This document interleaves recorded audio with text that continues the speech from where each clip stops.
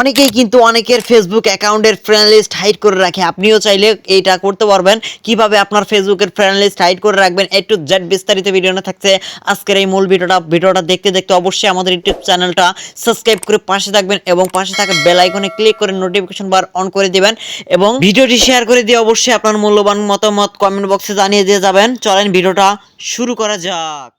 তো এভরিওয়ান, আমি চলে আসলাম আমার মোবাইল স্ক্রিনটা সবাই ফলো রাখবেন এবং আমরা চলে যাব আমাদের ফেসবুক অ্যাপসে। সো আমি ফেসবুকে চলে যাচ্ছি, যাওয়ার পরে উপরে দেখতে পারবেন থ্রি ডট। সো আমরা থ্রি ডটে জাস্ট একটা ক্লিক করে দেবো। আপনারা ভালো করে দেখে নেন, থ্রি ডটে আপনারা একটা ক্লিক করে দেবেন। সো আমি থ্রি ডটে ক্লিক করে দিচ্ছি। দেওয়ার পরে উপরে যেহেতু একটু আমরা লক্ষ্য করে দেখতে পারবো সেটিংস। সো আমরা সেটিংসে ক্লিক করে দেবো।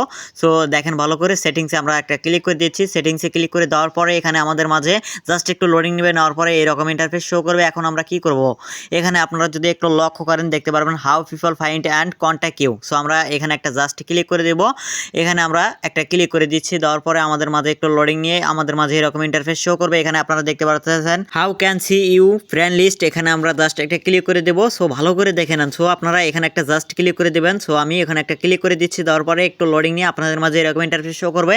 এখানে পাবলিক যদি দিয়ে রাখেন তাহলে অবশ্যই আপনার ফ্রেন্ড লিস্টে যারা আছে সবাই এটা দেখতে পারবে, ফেসবুকের যত মানুষ আছে দেখতে পারবে এবং ফ্রেন্ডে যদি রাখেন আপনার যত বন্ধু বান্ধব আছে তারাই শুধু দেখতে পারবে।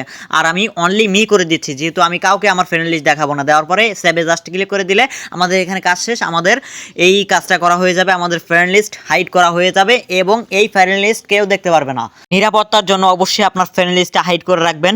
দেখা হবে নতুন পরবর্তী কোনো ভিডিও নিয়ে। ধন্যবাদ, সবাই ভালো থাকবেন, সুস্থ থাকবেন, আল্লাহ হাফেজ।